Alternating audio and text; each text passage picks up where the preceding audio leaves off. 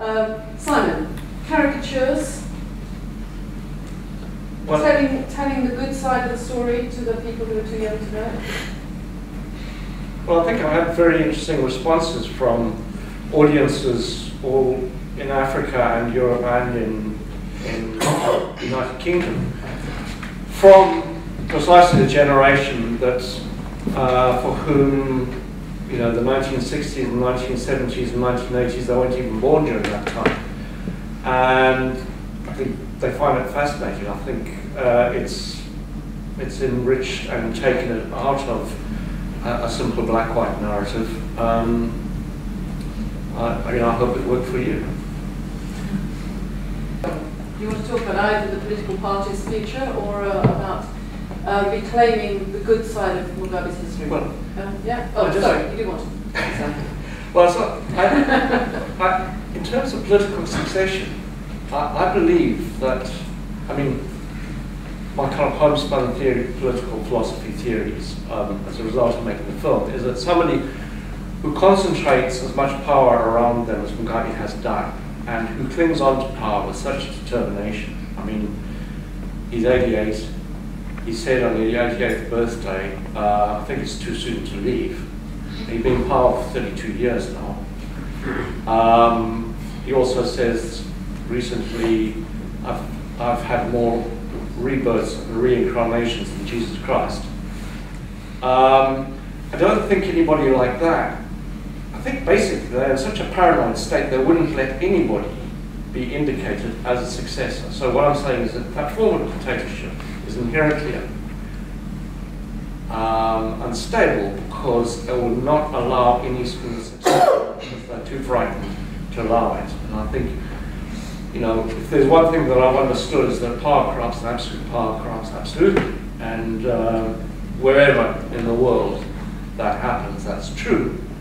And so, you know, I don't think there'll be a smooth transition, or can be a smooth transition. I think Mugabe will die in post, and then what happens after that is for McDonald to say. Okay, I just want to say two things. First, in relation to this whole black and white thing that people have been talking about. I think that the attempt, even by the film and by anyone else, to portray vividly Robert Mugabe's good side and then portray his bad side, to me, it is not a departure from the norm. It is not necessarily a departure from the norm, but rather a perpetuation of the single story around Robert Mugabe that we have had. The attempt by a lot of people is to paint an image of a good guy gone bad. Good guy gone bad. I think that there is enough out there without taking away from the evidence that has been presented to show that in spite of what people have pointed out as changes, the transformation from a good guy into a bad guy, there have actually been continuities that can be seen in terms of what is happening when Mugabe is concerned, that can be traced back to the days of the liberation struggle. I have already declared, my first statement was that I am not a historian. And fortunately or unfortunately, I belong to the same generation as that guy. I was born on the 7th of February 1980. I do not know enough about what happened prior to 1980. But those who do, there are some who have strung together a narrative that shows that a lot of the tendencies that we are seeing in Mugabe today were evident in the 1960s, 1970s. His one rise to power in ZANU-PF itself was not a smooth sailing affair.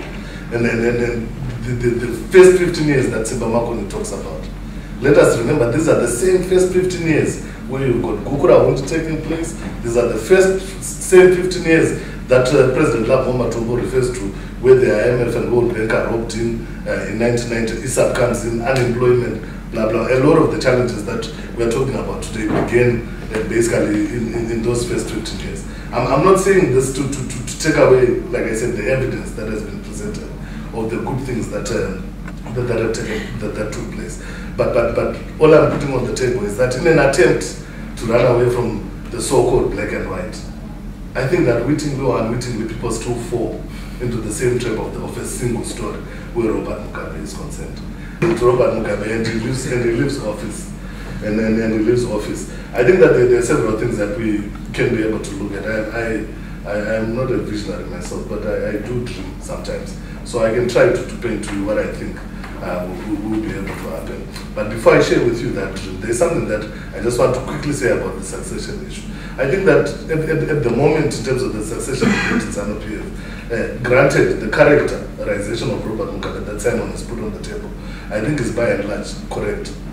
But recent events have also shown that where the subject of succession is concerned, it has not necessarily continued to be an embargoed area in ZANU-PF itself. I was just reading this morning that there is a new debate that has begun, which seeks to move away from an infatuation and focus on faction leaders to what they are actually offering. And this is a discussion that is taking place in ZANU-PF, being led by some people who are in the political.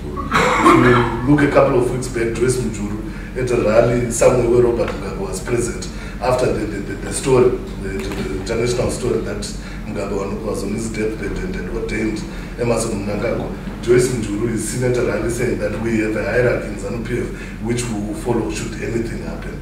So the issue of succession, granted, it has been a no-go area. A lot of people have been in trouble over it. It has been an embargoed subject. But I think that ZANU-PF itself is beginning to come to terms with reality, and some kind of discussion is beginning to take place. Perhaps not as openly and as democratically as it should, but some discussion is beginning to take place. What happens should anything happen to the head of state in Zimbabwe? I think there are three possible scenarios. I had an exercise with my friend Pilano sitting at the back last week where we tried to imagine that particular scenario by way of headlines in the newspaper. Now, the three scenarios that are there, you can imagine the first scenario, if you are to look at it by way of headlines, clearly the headline stating that Robert Mugabe leaves office. Robert Mugabe leaves office, the country in chaos because of uncertainties around what will happen. That's something that I think that from the onset that is something that can be there. Now, in terms of three distinct scenarios that can happen, and I'll tell you which one I think is most probable. I will try my best. You know, I think the people in the audience agree with me that I have a beautiful voice. I know it. But I will try to be as quickly as I can, just in terms of trying to answer that question. The first possibility is going the constitutional route. I think that the Constitution of Zimbabwe is relatively clear in terms of what should happen should the head of state become incapacitated. The vice president, in this case we have two, which is also another cause for confusion, should be able to take over the reins over a 90-day period where some kind of an election should take place with the upper and lower houses of parliament constituting an electoral college. Or if you go to the old, because we have a funny situation in Zimbabwe where we are being governed by constitutional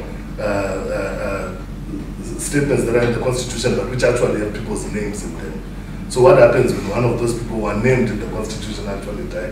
You might revert to the old constitution, and if that happens, then you go for an election over 90 days. You can have a situation, and this is a very important factor, which I think that the film, well, I can't say could have spoken more of, because I've already said you can't talk about everything. But clearly a key factor in Zimbabwe's politics, especially when you look at what happened in 2008, is the military.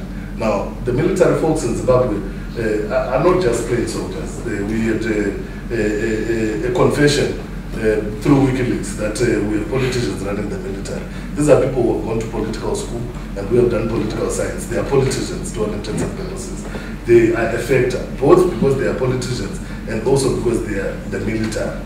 Now, clearly the possibility of a military coup taking place in Zimbabwe, in my own estimation, is unlikely, and of that one. I think it is unlikely given what has been happening across the continent and the fact that that will not be acceptable.